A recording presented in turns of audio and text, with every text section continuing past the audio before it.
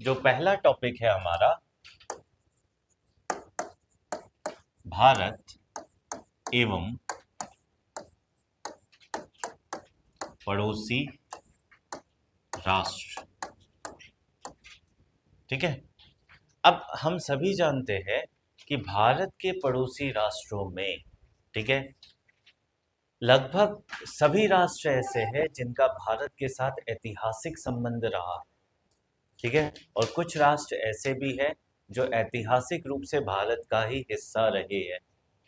उदाहरण के तौर पे पाकिस्तान, बांग्लादेश, ठीक है, नेपाल, ठीक है, अफगानिस्तान, ठीक है, श्रीलंका, म्यांमार। क्लियर।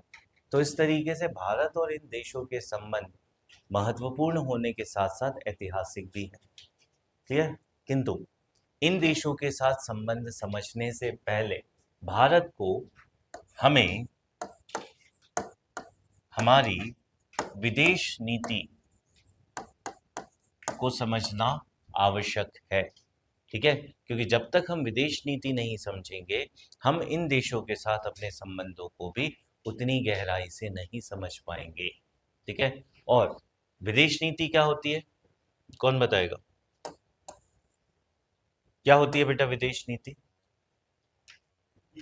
मतलब जो अंतर्राष्ट्रीय जो देश है या पड़ोसी हो गए या अन्य कोई देश से किस तरह रिलेशन और किस तरह वो नीतियां हैं जिसके माध्यम से हम मतलब उनसे व्यवहार करते हैं या व्यापार करते हैं, समझ पाते हैं। किसी भी देश की अन्य देश के साथ लागू की गई नीतियों को विदेश नीति कहा जाता है।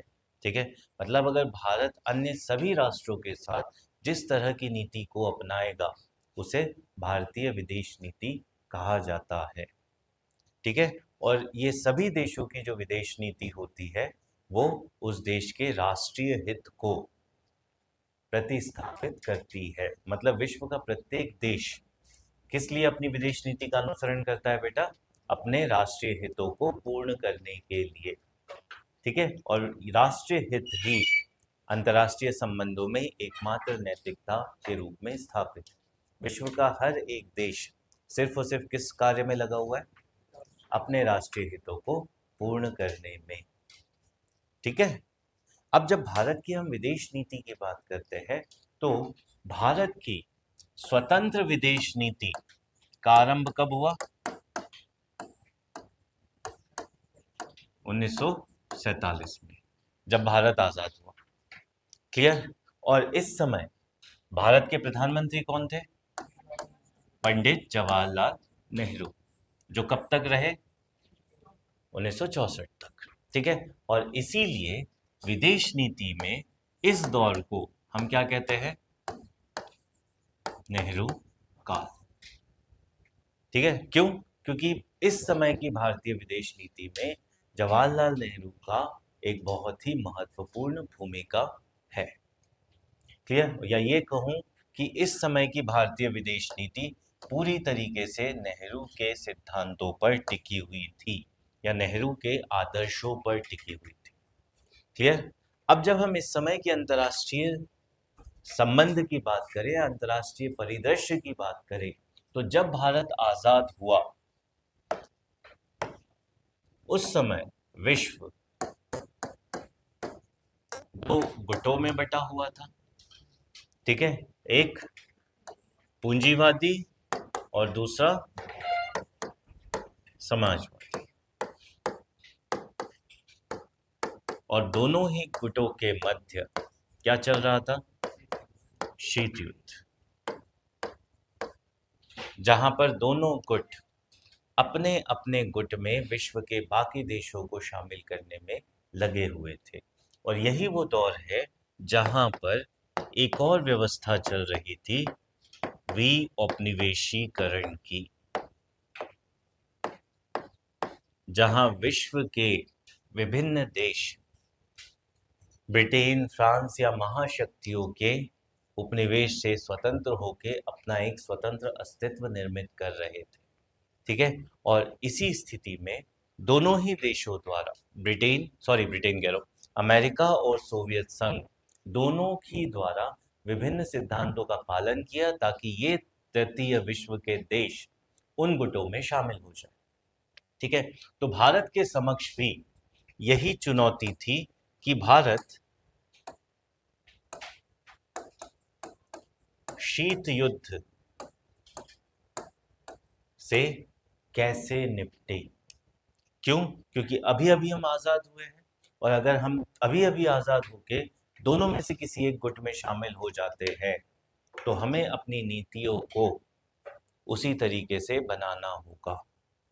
और अभी अभी प्राप्त स्वतंत्रता को इतनी जल्दी किसी एक विचारधारा के अधीन कर देना पंडित जवाहरलाल नेहरू को सही नहीं लगा। इसीलिए भारत द्वारा जो पहली विदेश नीति का पालन किया गया उसे हम क्या कहते हैं? गुट निरपेक्षता। ठीक है, और ये गुट निरपेक्षता की नीति क्या है बेटा? कि भारत दोनों में से किसी भी गुट में शामिल नहीं होगा और स्वतंत्र विदेश नीति का अनुसरण करेगा। ठीक है, जिसके बारे में यह आलोचना भी की जाती है कि भारत की यह गुट निरपेक्षता की नीति तटस्थता की नीति है, किंतु यह पूर्ण रूप से तटस्थता की नीति नहीं थी। क्यों?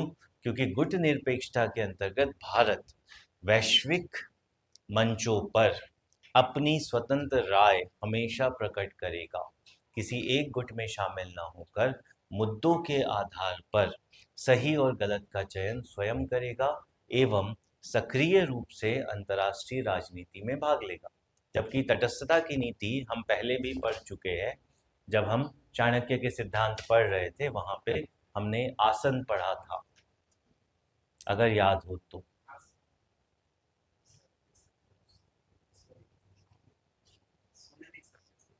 कहाँ गायब था? सुना नहीं तो, है ना? तो क्लास में ही रहो, क्लास से बाहर मत जाओ, है ना? जब चाणक्य के हमने शठ विदेश नीति पढ़ा था उसमें एक पॉइंट था आसन। ठीक है, अगर याद हो तो, नहीं तो कोई बात नहीं। ठीक है, रिवाइज कर लेना अगर मन हो। ठीक है, क्योंकि परीक्षा तुम लोगों को देनी है, सिंपल। ठीक है, तो यहाँ पर गुट निरपेक्षता में भारत द्वारा क्या किया गया? स्वतंत्र विदेश नीति का अनुसरण किया गया, और इस स्वतंत्र विदेश नीति के अंतर्गत भारत दोनों में से किसी गुट में भी शामिल नहीं हुआ। क्लियर? और इसी स्वतंत्र विदेश नीति का अनुसरण करते हुए भारत द्वारा विश्व के अन्य देशों को भी प्रेरित किया गया कि वे देश गुट निरपेक्षता की नीति का अनुसरण करते हुए शीत युद्ध की राजनीति से दूर रहे। और इसका परिणाम ये निकला कि यही गुट निरपेक्षता वर्ष 1961 में गुट निरपेक्ष आंदोलन के रूप में स्थापित हुई। ठीक है, और इस गुट निरपेक्ष आंदोलन के अंतर्गत जो शीत युद्ध था उसे नकारा गया। ठीक है, तो भारत की भूमिका शुरुआत से ही क्या थी बेटा? वैश्विक नेतृत्वकर्ता की। भारत द्वारा उस शीत युद्ध के परिप्रेक्ष्य में विश्व को एक नई विचारधारा प्रस्तुत की। ठीक है, और उस विचारधारा का नेतृत्व कौन कर रहा है? भारत। ठीक है, तो बेशक आदर्शवादी व्यवस्था तो है, किंतु वैश्विक नेतृत्वकर्ता के रूप में भारत की स्थिति मजबूत हुई है। ठीक है, ये भारत की पहली विदेश नीति है पंडित नेहरू के टाइम पे। इसके बाद जो दूसरा दृष्टिकोण है वो ये कि भारत द्वारा हमेशा मुख्य रूप से पंडित नेहरू के शासनकाल में ये माना गया, ये समझा गया कि भारत को अगर अंतर्राष्ट्रीय मंच पर अपनी पहचान बनानी है तो भारत को अपने पड़ोसी देशों के साथ संबंधों को सुधारना होगा या बेहतर बनाकर रखने होंगे। और इसी दृष्टिकोण को ध्यान में रखते हुए भारत ने अपने पड़ोसी देश चीन के साथ अपने संबंधों को बेहतर बनाने का प्रयास किया शुरुआत से ही। ये दो देश ऐसे हैं बेटा जो एक ही समय पर अपनी यात्रा को आरंभ करते हैं। कैसे?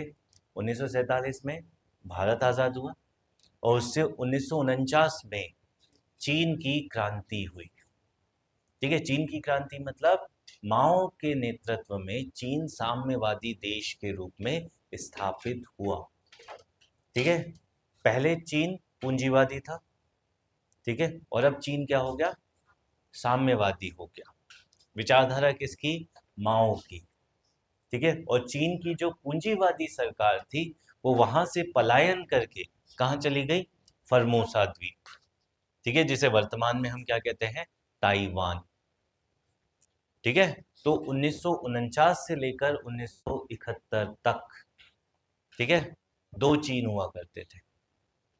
ठीक है, एक मेनलैंड चाइना, मुख्य चीन, और दूसरा प्रायद्वीपीय चाइना, आइलैंड चाइना, जिसे आज की डेट में हम ताइवान कहते हैं।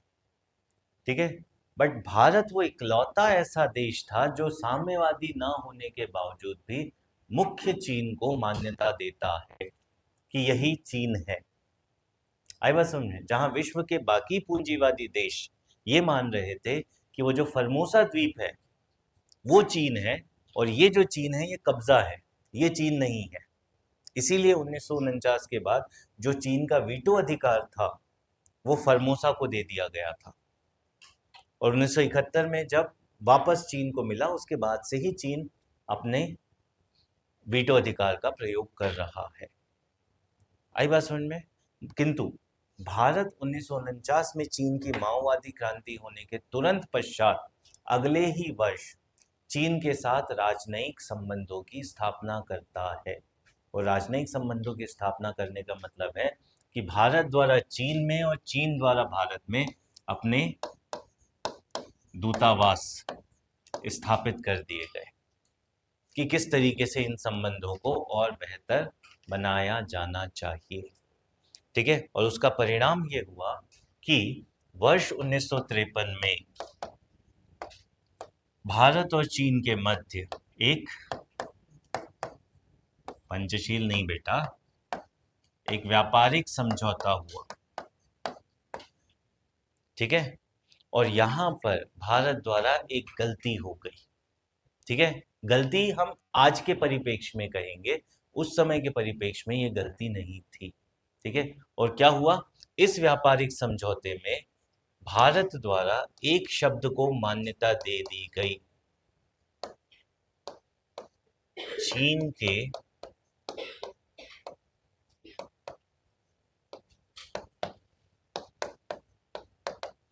तिब्बती क्षेत्र, ये जो व्यापारिक समझौता था ये भारत और चीन के तिब्बती क्षेत्र के मध्य था। ठीक है, और इस शब्द को पढ़ के क्या समझ में आता है कि तिब्बत किसका हिस्सा है? चीन का।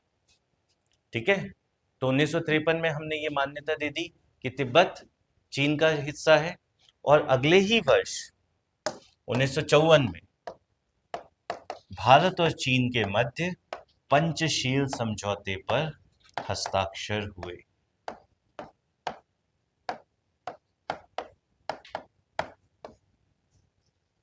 ठीक है, डन। अब ये जो कहानियां सुना रहे हो ये लिखते चल रहे हो या नहीं? हाँ, लिखते चलना बेटा, ये उम्मीद मत करना कि ये सारी कहानियां मैं लिखवाऊंगा भी। ठीक है, हाँ, लिखिए पंचशील समझौता। तो ये वो पंचशील है जो भारत और चीन के संबंधों को स्थापित करते हैं। ठीक है, अब ये तो हो गई भारत की नीति कि भारत ने क्या कर लिया? पंचशील कर लिया, और भारत ने पंचशील करके ही निश्चिंत हो गया कि चीन के साथ भारत के संबंध मजबूत स्थापित कर दिए गए हैं। ठीक है, और इसके बाद भारत लगातार चीन के साथ अपने संबंधों को बेहतर बनाना शुरू कर दिया, और 1955-56 के समय पर एक ऐसा दौर आया था जब एक बहुत ही महत्वपूर्ण नारा दिया जाने लगा, हिंदी चीनी भाई भाई। ठीक है, इतनी संबंधों में प्रगाढ़ता स्थापित हो गई थी। ठीक है, किंतु जैसे ही हिंदी चीनी भाई भाई होगा तो भाई भाइयों में आपस में लड़ाई होती ही है। ठीक है, तो भारत और चीन भी आपस में लड़ना शुरू करेंगे। ठीक है, और कारण क्या होगा? माओ की विस्तारवादी नीति। ठीक है, और ये माओ की विस्तारवादी नीति कौन सी है बेटा? जिसे इंग्लिश में हम कहते हैं 5 फिंगर्स एंड पाम, हथेली और 5 उंगलियां। ठीक है, तो हथेली क्या? तिब्बत। ठीक है, और 5 उंगलियां लद्दाख। ठीक है, नेपाल, डन, सिक्किम, भूटान, अरुणाचल प्रदेश। ठीक है, ये वो 5 उंगलियां हैं बेटा। इसका मतलब क्या हुआ? चीन अब इन क्षेत्रों पर अपना आधिपत्य स्थापित करने की कोशिश करेगा। क्लियर? और इसकी शुरुआत कहां से होगी? तिब्बत से। अब 1953-54 के पंचशील समझौते और व्यापारिक समझौते के बाद यह सुनिश्चित हो गया कि भारत चीन के आंतरिक मामलों में हस्तक्षेप नहीं करेगा और तिब्बत चीन का आंतरिक मामला है। ठीक है, तो चीन ने वहां पर अपनी आक्रामक रणनीति का पालन करना शुरू कर दिया और तिब्बत का जो स्वायत्त क्षेत्र था, ठीक है, बेशक वो चीन का ही हिस्सा था बट एक तरह से स्वायत्त था, अपनी नीतियां अपने नियम खुद बनाता था। चीन ने उस स्वायत्तता को खत्म करना शुरू कर दिया और इसी कारण से 1959 में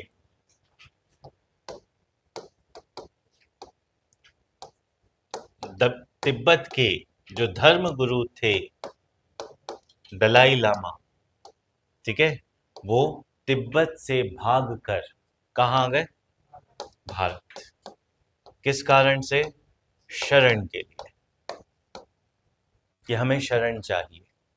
ठीक है, और भारत ने धार्मिक आधार पर, मानवता के आधार पर दलाई लामा को शरण दे दी। ठीक है, अब चीन द्वारा इसे आंतरिक मामलों में हस्तक्षेप समझा गया। मतलब चीन ने यह आरोप लगाया कि भारत द्वारा तोड़ दिया। क्यों? क्योंकि एक पॉइंट है ना कि आंतरिक मामलों में हस्तक्षेप नहीं करेंगे, और दलाई लामा को शरण देकर हमने चीन के आंतरिक मामलों में हस्तक्षेप किया, जिसका परिणाम ये हुआ कि 1959 के बाद से भारत और चीन संबंधों में तनाव निर्मित होना शुरू हो गया। ठीक है, और उस तनाव का परिणाम ये आया कि 1962 में भारत चीन का युद्ध हुआ। ठीक है, और यही वो युद्ध है जहां पर चीन द्वारा अक्साई चीन क्षेत्र को अपने कब्जे में ले लिया। ठीक है, और इसी युद्ध के दौरान चीन द्वारा अरुणाचल प्रदेश पर भी अपना आधिपत्य स्थापित कर दिया था। ठीक है, किंतु बाद में एक तरफा कार्रवाई करते हुए चीन द्वारा अरुणाचल प्रदेश को छोड़ दिया गया। ठीक है, मतलब 1962 का जो युद्ध था वो भारत की विदेश नीति को एक गहरा आघात था कि जहां भारत अपने पड़ोसी देशों के साथ मित्रवत संबंध बनाने की कोशिश कर रहा है, ठीक है, एक आदर्शवादी सह अस्तित्व की नीति का अनुसरण कर रहा है, उसी आदर्शवाद को एक गहरा धक्का लगा जब चीन भारत के विरुद्ध कार्रवाई की गई। क्लियर? तो यहाँ पर हम क्या देखते हैं कि कहीं ना कहीं भारत का जो चीन के प्रति रवैया रहा है वो आदर्शवादी रवैया रहा है। ठीक है, कि चीन की इस समय के दौरान जो आक्रामक नीति थी, ठीक है, उसको बावजूद भी भारत द्वारा अपनी सुरक्षा के कोई उपाय नहीं किए गए। ठीक है, और भारतीय प्रधानमंत्री द्वारा बार बार संसद में ये दोहराया गया कि भारत और चीन एक अच्छे पड़ोसी देशों के नाते एक दूसरे पर पूर्ण भरोसा करते हैं और भारत को चीन की आक्रामक नीति से डरने की कोई जरूरत नहीं है। ठीक है, तो कहीं ना कहीं हम ये क्या कह सकते हैं बेटा, यहाँ पर पंडित नेहरू का आदर्शवाद प्रदर्शित होता है कि विपरीत परिस्थितियों में भी उच्च नैतिक आदर्शों का पालन करते हुए सामने वाले पर पूर्ण रूप से भरोसा करना। ठीक है, और ये आदर्श चीन के परिप्रेक्ष्य में पूर्णतः विफल हुई। डन। ये दूसरा दृष्टिकोण हो गया पंडित नेहरू के शासनकाल के दौरान। पहला दृष्टिकोण क्या था? गुटनिरपेक्षता, और दूसरा पड़ोसी देश चीन।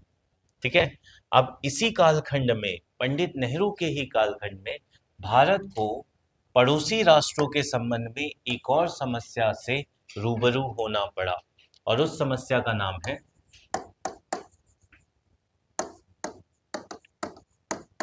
पाकिस्तान, जो आज भी समस्या बनी हुई है।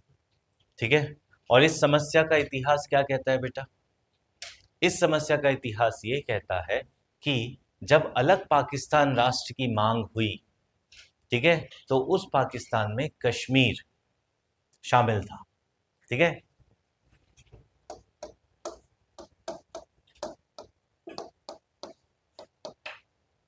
पाकिस्तान, पंजाब, असम, कश्मीर, ठीक है, सिंध, बलूचिस्तान, ये पाकिस्तान बेटा।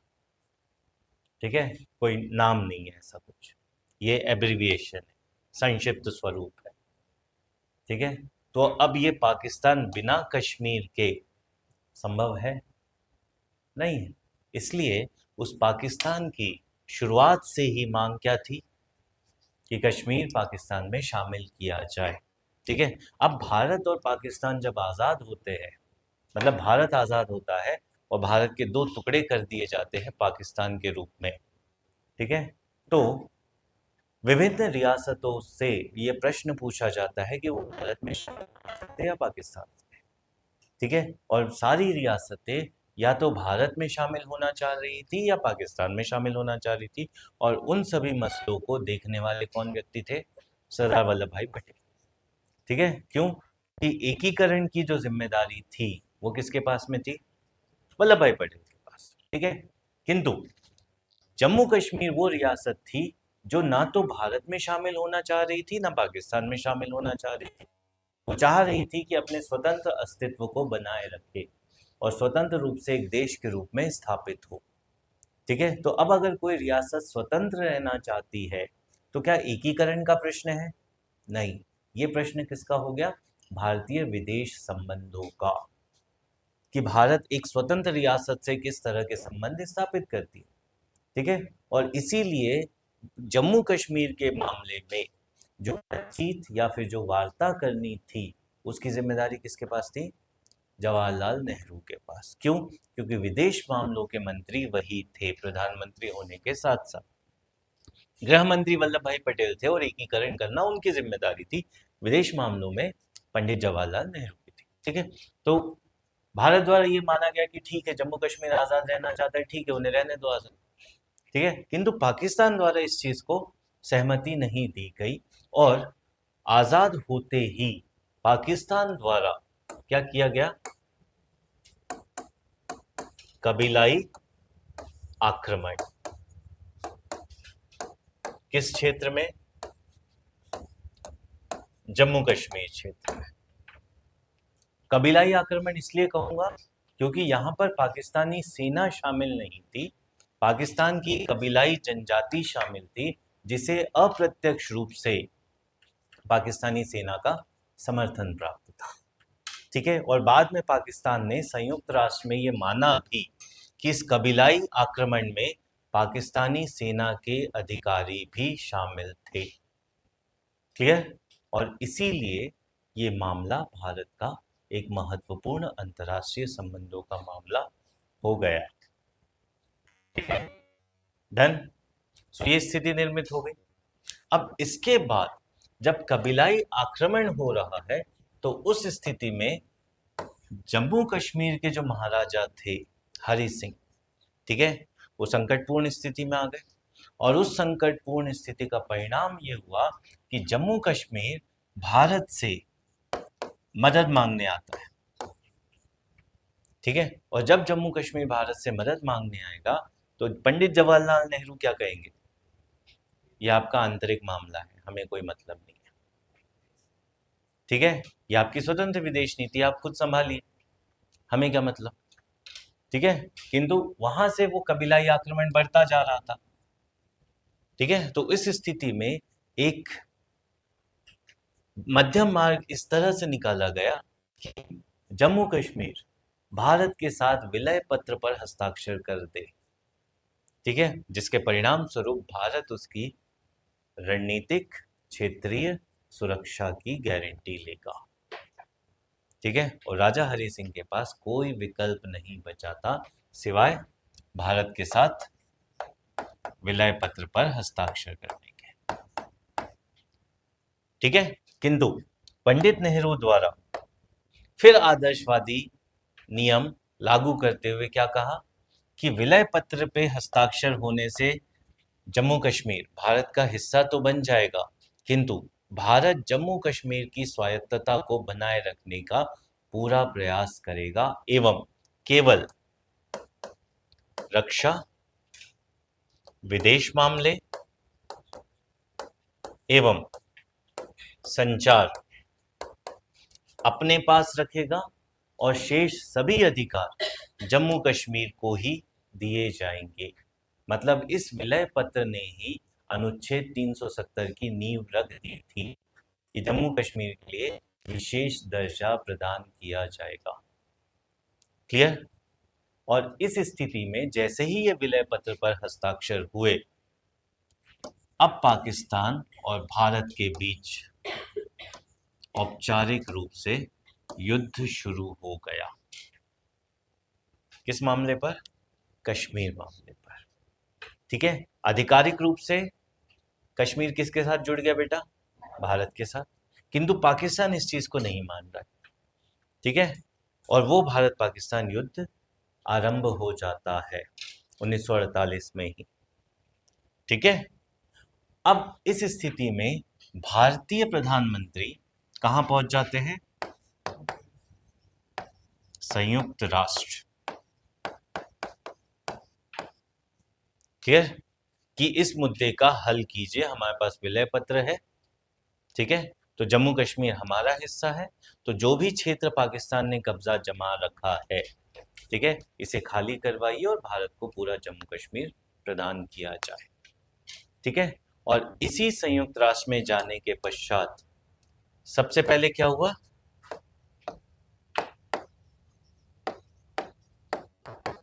युद्ध विराम की घोषणा हुई, ठीक है। और युद्ध विराम की घोषणा होने के पश्चात भारत और पाकिस्तान के बीच नियंत्रण रेखा स्थापित की गई, LOC, ठीक है। ये सिर्फ और सिर्फ एक अस्थाई सीमा रेखा है जो भारत और पाकिस्तान के बीच मौजूद है। किस क्षेत्र में? जम्मू कश्मीर क्षेत्र में, ठीक है। और ये नियंत्रण रेखा क्या हुई बेटा? कि जो जहां पर है वहीं रुक जाए और दोनों के बीच एक अस्थाई सीमा रेखा निर्धारित कर दी गई, ठीक है। तो भारत और जम्मू कश्मीर के बीच जब हम सीमाओं की बात करते हैं, ठीक है, तो ये सीमा यहां से शुरू होकर यहां तक, पंजाब तक, रेड क्लिफ लाइन कहा जाता है, ठीक है। और इसके आगे ये जो आप यहां मैप में देख रहे हो, ये तो रेड क्लिफ लाइन है, ठीक है, बट वास्तविक स्थिति ये नहीं है बेटा, ठीक है। जो हम देखते हैं ना भारत और पाकिस्तान का नक्शा जम्मू कश्मीर क्षेत्र में, तो वो कुछ इस तरह का है, ये रेड क्लिफ लाइन है, किंतु वास्तविक स्थिति क्या है? जम्मू कश्मीर में ये कुछ ऐसा है, ये LOC, ये जो क्षेत्र है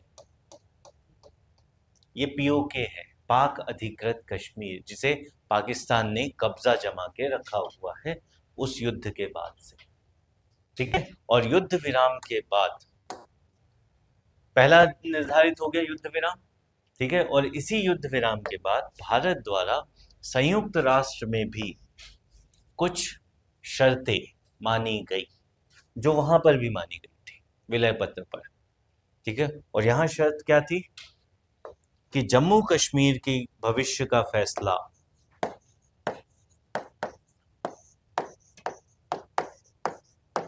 जनमत संग्रह द्वारा किया जाएगा और जम्मू कश्मीर की जनता निर्धारित करेगी कि उसे क्या करना है, आजाद रहना है या भारत में शामिल रहना है।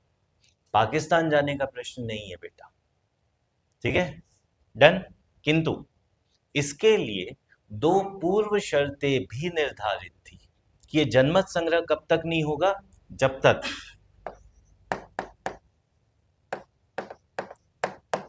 पाकिस्तान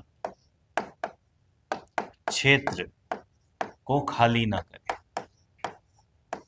तो पहली स्थिति क्या थी, पाकिस्तान वो जो कब्जा जमाया हुआ क्षेत्र है उसे खाली करेगा। दूसरी कंडीशन, भारत पूरे क्षेत्र पर अपना नियंत्रण स्थापित करेगा और उसके बाद जनमत संग्रह करवाया जाएगा, ये निर्धारित करने के लिए कि जम्मू कश्मीर की जनता क्या चाहती है।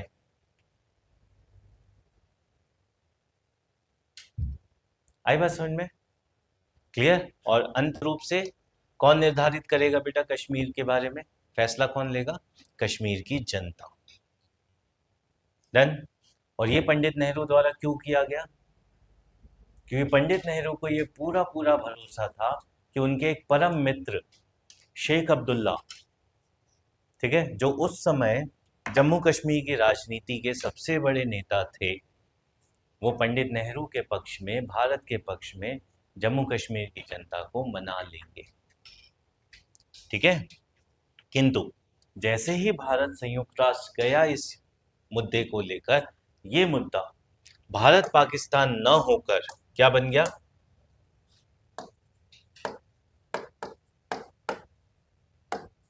शीत युद्ध का मुद्दा बन गया। कैसे शीत युद्ध का मुद्दा बना, जैसे ही भारत पहुंचा, अमेरिका द्वारा भारत को एक प्रस्ताव दिया गया कि आप हमारे गुट में शामिल हो जाइए, उसके बदले में संयुक्त राष्ट्र में अमेरिका भारत की तरफ से वकालत करेगा, क्लियर। ये अमेरिका द्वारा कहा गया।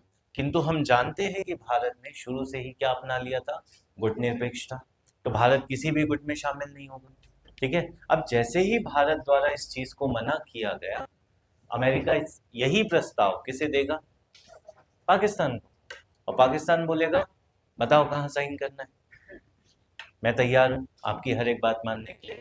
तो जैसे ही पाकिस्तान इस चीज के लिए तैयार होगा, अमेरिका किसके समर्थन में आ जाएगा बेटा, पाकिस्तान के समर्थन में, और जिम्मेदार किसे ठहराएगा, भारत को, ठीक है। अब अगर अमेरिका पाकिस्तान का साथ दे रहा है तो दुश्मन का दुश्मन कौन होता है बेटा, दोस्त, है ना। तो रूस का दोस्त कौन, दुश्मन कौन, अमेरिका, और अमेरिका का दुश्मन कौन बन रहा है, भारत, ठीक है। तो दुश्मन का दुश्मन दोस्त, तो भारत और सोवियत संघ की दोस्ती शुरू हो गई। तो वो जो लड़ाई भारत पाकिस्तान के बीच की थी, अब वो लड़ाई किसकी हो गई, अमेरिका और सोवियत संघ के बीच। तो मुद्दा सुलझेगा क्या बेटा वहां पे, नहीं सुलझेगा, ठीक है, तो बात खत्म।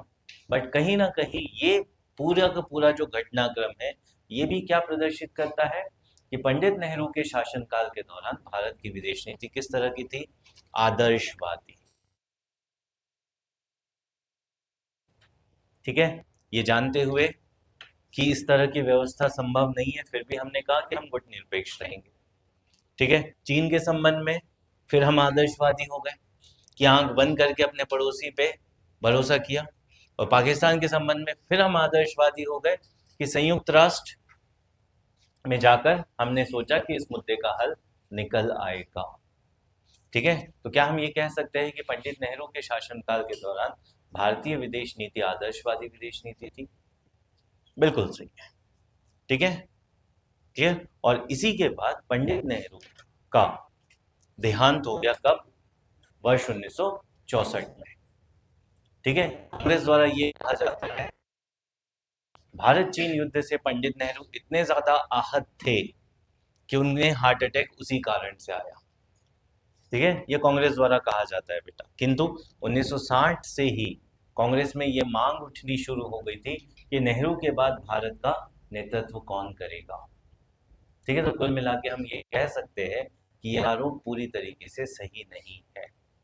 ठीक है, किंतु जैसे ही पंडित नेहरू की मृत्यु हुई, भारत के समक्ष ये प्रश्न खड़ा हो गया कि अब भारत का नेतृत्व किसके द्वारा किया जाएगा। ठीक है, और 3 उम्मीदवार मौजूद थे। एक लाल बहादुर शास्त्री, दूसरे मोरारजी देसाई और तीसरी इंदिरा गांधी। क्लियर। और इन तीनों में जो सबसे वरिष्ठ और सबसे अधिक मान्य व्यक्ति थे वो थे लाल बहादुर शास्त्री, और इसीलिए कांग्रेस द्वारा लाल बहादुर प्रधानमंत्री के रूप में चयनित किया गया और नेहरू के बाद शास्त्री भारत के प्रधानमंत्री बने। किंतु शास्त्री का कार्यकाल बहुत ही छोटा था।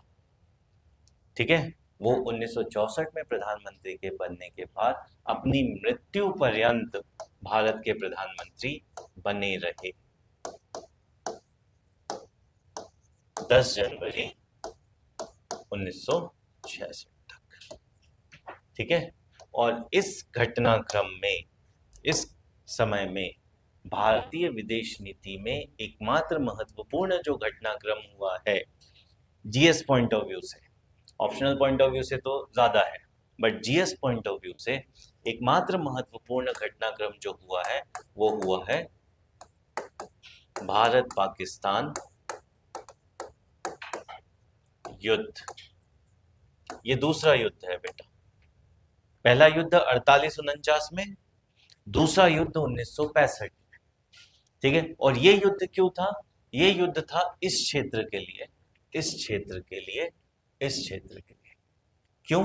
क्योंकि मुख्य रूप से यहां और यहां बहुत सारी क्षेत्र ऐसे थे जहां पे सीमा निर्धारण नहीं हुआ था। ठीक है, और इस क्षेत्र के बहुत सारे ऐसे दलदलीय इलाके थे जिसे पाकिस्तान अपने क्षेत्र के रूप में मान्यता देता है। ठीक है, और जिसकी वजह से पाकिस्तान और भारत के बीच तनाव पहले से ही मौजूद था। और 1962 के युद्ध के बाद पाकिस्तान को लगा कि अगर चीन भारत को हरा सकता है तो वो भी भारत को हरा सकता है, तो महत्वाकांक्षाएं बढ़ गई। दूसरी चीज, 1960 का दशक वो दशक था बेटा जब चीन, पाकिस्तान और अमेरिका आपस में दोस्ती बढ़ा रहे थे। तो जब दो बड़ी बड़े देश अपनी शक्तियों को बढ़ा रहे हैं, एक दूसरे के साथ सहयोग कर रहे हैं, तो जो मध्यस्थ होता है उसकी महत्वाकांक्षाएं अपनी आप बढ़ जाती। तो पाकिस्तान की महत्वाकांक्षाएं बढ़ना शुरू हो गई और परिणाम ये निकला कि 1965 में भारत और पाकिस्तान, और इस युद्ध का परिणाम क्या हुआ? वही जो पहले हुआ था। ठीक है, भारत इस युद्ध में विजयी हुआ और लाहौर से 20 किलोमीटर दूर तक पहुंच गया था। ये पहला दौर था जब भारत ने अंतर्राष्ट्रीय सीमा पार की थी। ठीक है, किंतु इस युद्ध के को रोकने की अंतर्राष्ट्रीय स्तर पर दबाव निर्मित किया गया और भारत और पाकिस्तान दोनों देशों के प्रमुखों को कहाँ आमंत्रित किया गया? ताशकंद में। ठीक है, किसके द्वारा? सोवियत संघ के द्वारा। अब अगर सोवियत संघ आमंत्रित कर रहा है तो भारत को बेटा शंका होगी क्या? नहीं होगी, क्योंकि सोवियत संघ भारत का एक दोस्त के रूप में उभर रहा है। ठीक है, तो भारत के प्रधानमंत्री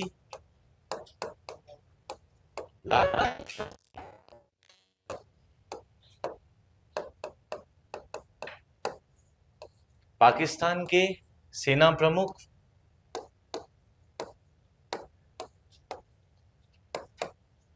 याह्या खान। ठीक है, और सोवियत संघ के प्रमुख कौन? कोसिजिन। तीनों ताशकंद में मौजूद थे, ठीक है, बातचीत के लिए। और उस बातचीत का परिणाम ये निकला कि भारत द्वारा इस युद्ध के जितने भी लाभ थे उन्हें छोड़ दिया गया, कि जितने भी क्षेत्र पे हमने कब्जा जमाया था हम युद्ध पूर्व की स्थिति पे वापस लौट जाएंगे, पहला। दूसरा, जितने भी युद्ध बंदी थे उन्हें वापस लौटा दिया जाएगा, ठीक है। तीसरा, कि दोनों देशों के बीच शांति स्थापित की जाएगी। और चौथा,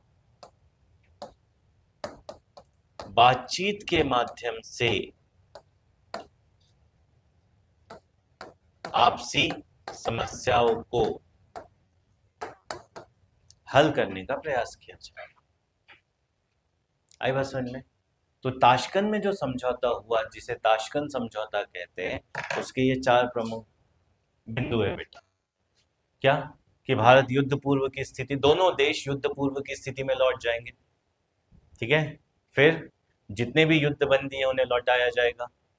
फिर समस्याओं का जो हल किया जाएगा वो शांतिपूर्ण तरीके से किया जाएगा और दोनों देश आपस में शांति स्थापित करने का प्रयास करेंगे। आगे बात समझ में? डन। और शास्त्री जी पे इतना अधिक दबाव था इस समझौते पर हस्ताक्षर करने का कि समझौते पर हस्ताक्षर करने के बाद उसी रात शास्त्री जी की हृदय गति रुक जाने से मृत्यु हो गई, ठीक है। तो भारत ने अपने प्रधानमंत्री को ताशकंद में खो दिया। डन। तो शास्त्री जी की वहां डेथ हो गई बेटा, कहानी खत्म शास्त्री जी की, ठीक है। क्या बेटा? रियल कारण यही तो है।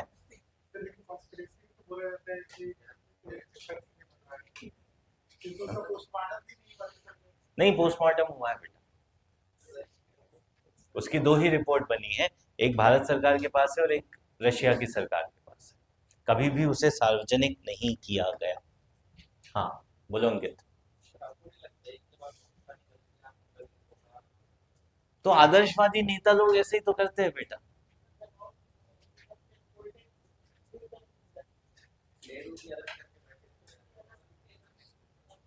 नेहरू जी अलग गलती करके चले गए, है ना, शास्त्री जी अलग गलती करके चले गए।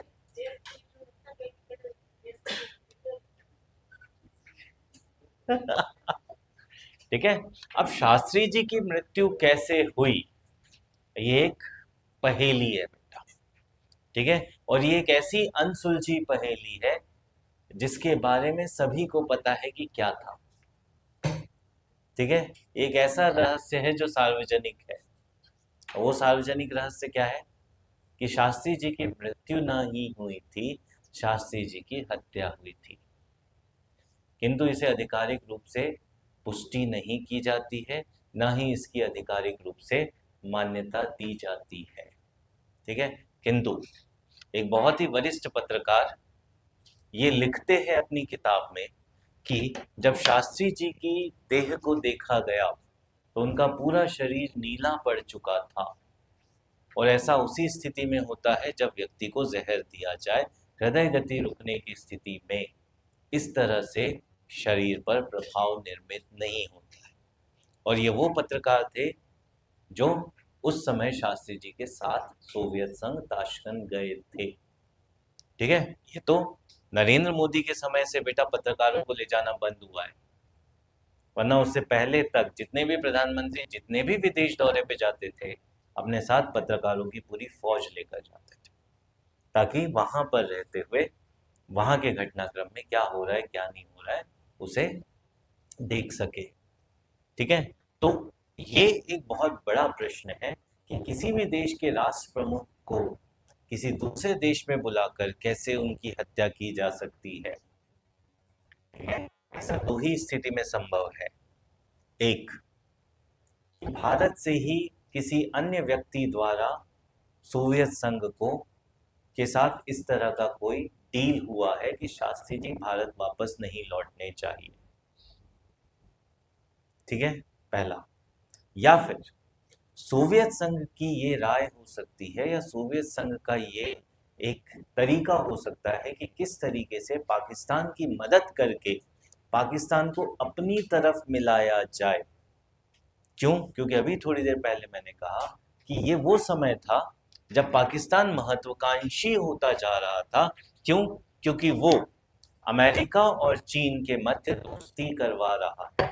तो तीन देशों का गुट बन रहा था बेटा 1960 के दशक में। कौन कौन से तीन देश? अमेरिका, चीन और पाकिस्तान। और अगर ये गुट बन जाता है तो एशियाई महाद्वीप में सबसे कमजोर कौन सा देश हो जाएगा? सोवियत संघ। ठीक है, और अगर इस गठबंधन को तोड़ना है तो किस देश को अपनी तरफ मिलाना होगा? वो जो मध्यस्थता कर रहा है, बिचौलिया। और वो बिचौलिया पाकिस्तान था बेटा। ठीक है, तो पाकिस्तान को अपनी तरफ करने के लिए भी सोवियत संघ ये काम कर सकता है। तो सोवियत संघ का भी हित शामिल था कि भारत के विरुद्ध निर्णय जाए। ठीक है, हो सकता है भारत से भी किसी व्यक्ति का समर्थन प्राप्त हो सोवियत संघ को कि शास्त्री जी को मोक्ष प्रदान किया जाए वहीं पर। ठीक है, ये चीज, और आप समझ ही लोगे कि वो व्यक्ति कौन है या कौन था। ठीक है, डन। अब जैसे ही शास्त्री जी की मृत्यु हुई, वापस से प्रश्न उठा कि अब कौन प्रधानमंत्री बनेगा। अब दो उम्मीदवार बचे बेटा। कौन कौन? एक इंदिरा गांधी और दूसरे मोरारजी देसाई। ठीक है, और अंतिम रूप से कांग्रेस द्वारा किसका चयन किया गया? इंदिरा गांधी का। और इंदिरा गांधी भारत की प्रधानमंत्री बनी। ठीक है, और इंदिरा गांधी का जो कार्यकाल है वो बहुत ही लंबा कार्यकाल है। पहला कार्यकाल 1966 से 1977 तक, और दूसरा कार्यकाल 1980 से 1984 तक। ठीक है, तो इंदिरा गांधी का कालखंड इतना लंबा है। बीच में वो जो 3 साल का गैप है 77 से 80 तक का, उस समय भारत द्वारा दो अलग अलग प्रधानमंत्रियों का शासनकाल देखा गया। एक थे मोरारजी देसाई और दूसरे थे चौधरी चरण सिंह। ठीक है, ये चीज इतना क्लियर। जैसे ही इंदिरा गांधी प्रधानमंत्री बनेगी, मोरारजी देसाई कांग्रेस छोड़ देंगे और अपने एक अलग राज दल के रूप में अलग हो जाएंगे। डन। तो यहां तक की कहानी क्लियर है? कोई डाउट या कोई क्वेश्चन? देखो, सोवियत संघ के अपने हित है थे उस समय, जो मैंने अभी तुम्हें बताया कि सोवियत संघ का उद्देश्य क्या था कि वो जो गठबंधन बन रहा था भारत, अमेरिका, चीन और पाकिस्तान के बीच, उसे तोड़ा जाए। ठीक है, और अगर भारत की तरफ से कोई व्यक्ति फ्री हैंड दे देता है सोवियत संघ को कि जो करना है कर लो, ठीक है, भारत में कुछ नहीं होने दे, तो उस स्थिति में सोवियत संघ तो वही करेगा ना। डन। ये स्थिति है 77 से 80 वाला। पहले 66 से 77 तक तो पहुंच जाए कि पहले सीधे मोरारजी देसाई पे जंप मार दे?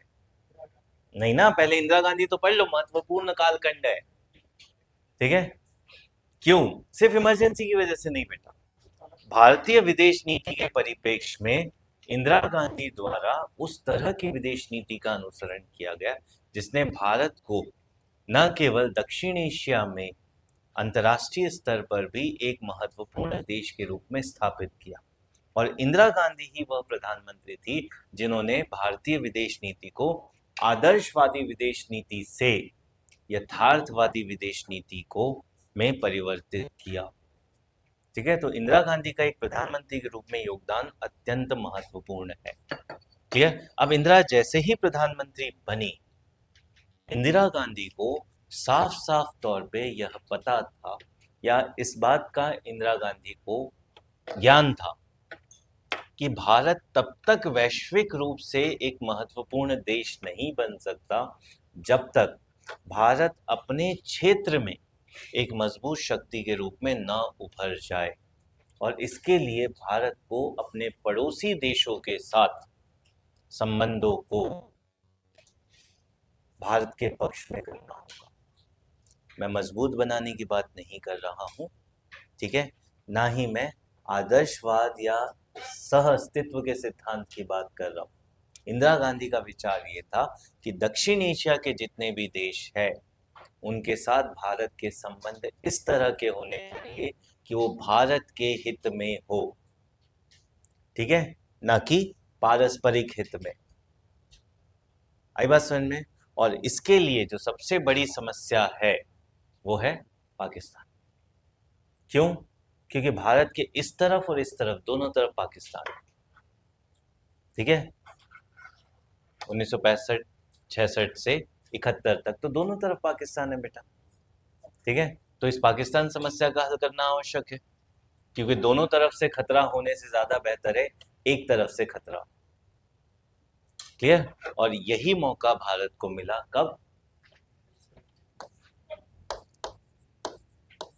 1969, ठीक है। 1969 में क्या हुआ बेटा? पाकिस्तान में चुनाव हुआ, ठीक है। इस चुनाव में जो पाकिस्तान में हुआ है, अवामी लीग नामक पार्टी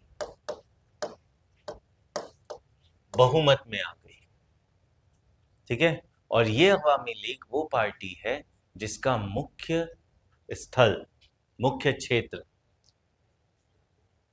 पूर्वी पाकिस्तान था, ठीक है। पूर्वी पाकिस्तान मतलब वर्तमान समय का बांग्लादेश, ठीक है। और इस हिसाब से जब अवामी लीग के पास बहुमत है तो सरकार किसकी बननी चाहिए बेटा? अवामी लीग की। और अवामी लीग के नेतृत्व करता कौन? शेख मुजीबुर रहमान। इन्हें प्रधानमंत्री बनना चाहिए था, किंतु पश्चिमी पाकिस्तान के लोग पूर्वी पाकिस्तान पे भरोसा नहीं करते थे। उनके अनुसार पूर्वी पाकिस्तान पाकिस्तान ना होकर बंगाल है,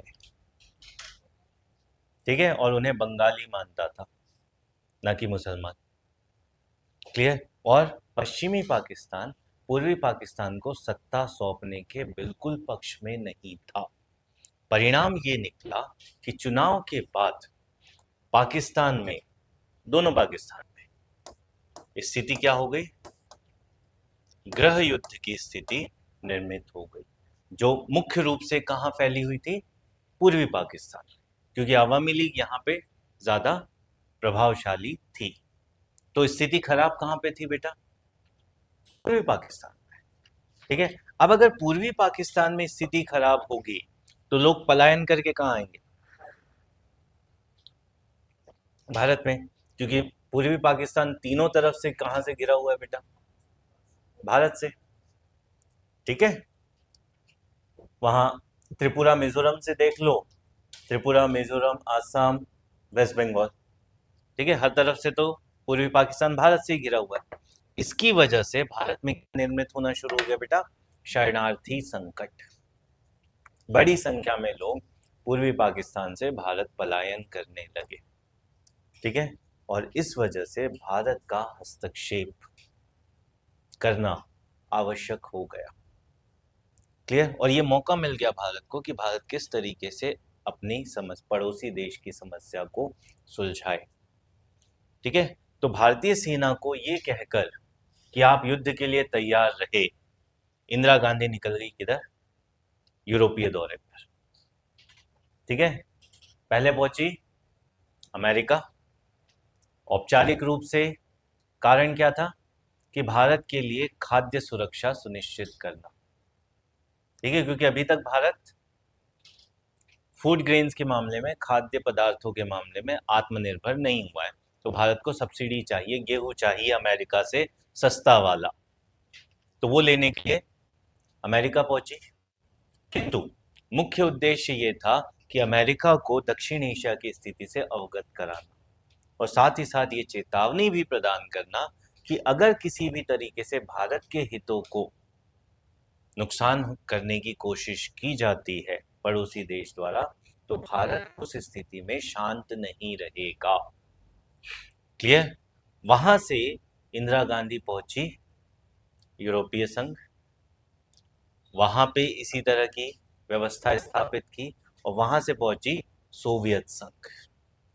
ठीक है, और सोवियत संघ पहुंचने के बाद 1971 में भारत और सोवियत संघ के बीच मित्रता समझौते पर हस्ताक्षर होता है। ठीक है, लिखिए 1971। ठीक है, इसका मतलब क्या हुआ बेटा कि अगर कोई भी देश भारत पे हमला करता है तो इसका जवाब कैसे देना है, ये भारत और सोवियत संघ मिलकर निर्धारित करेंगे। या फिर अगर सोवियत संघ पर आक्रमण होता है तो जवाब कैसे दिया जाना चाहिए, वो भारत और सोवियत संघ मिलकर निर्धारित करेंगे। ठीक है, इस समझौते को ये कहा जाता है कि भारत द्वारा अपनी गुटनिरपेक्षता का त्याग किया गया। क्यों? क्योंकि भारत ने सोवियत संघ के साथ समझौता किया। जबकि गुटनिरपेक्षता क्या कहा जाता है कि किसी भी महाशक्ति के साथ कोई समझौता नहीं किया जाएगा जो कि सैन्य परिप्रेक्ष्य में हो। ठीक है, किंतु भारत कहता है कि यह गुटनिरपेक्षता का हनन नहीं था, क्योंकि यहां पर जो समझौता किया गया वो पूर्ण रूप से किस तरह का था? गैर सैन्य समझौता था। ठीक है, गैर सैन्य समझौते का मतलब कि भारत और सोवियत संघ सिर्फ आपसी सलाह करेंगे, लड़ेंगे नहीं बेटा साथ मिलकर। तो सैन्य समझौता तो था ही नहीं,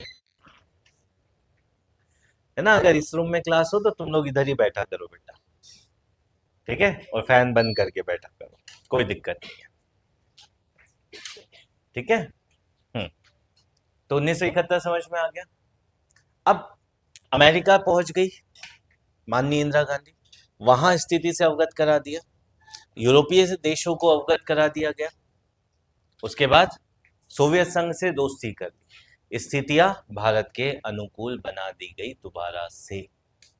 ठीक है, और अब इसका परिणाम क्या निकलेगा कि जब पाकिस्तान भारत पे युद्ध घोषित करेगा, ठीक है, तो भारत युद्ध के लिए पहले से तैयार है, और अंतर्राष्ट्रीय विश्व में जो देश है वो भी भारत के पक्ष में राय बनाकर बैठे हुए हैं। ठीक है, क्योंकि हमने पहले से बता रखा है ना कि इतनी घुसपैठ हो रही है, इतने लोग प्रभावित हो रहे हैं, इतनी हिंसा हो रही है। क्लियर? और उसका परिणाम ये निकला कि 3 दिसंबर 1971 को जब पाकिस्तान द्वारा भारत पर आक्रमण किया गया, भारत पहले से इस आक्रमण की जवाबी कार्रवाई के लिए तैयार था। ठीक है, और 13 दिन के अंदर अंदर पाकिस्तान द्वारा आत्मसमर्पण कर दिया गया। मतलब 3 दिसंबर 1971 को शुरू हुआ युद्ध 16 दिसंबर 1971 को समाप्त हो गया, जिसमें 90,000 पाकिस्तानी सैनिकों द्वारा आत्मसमर्पण किया गया।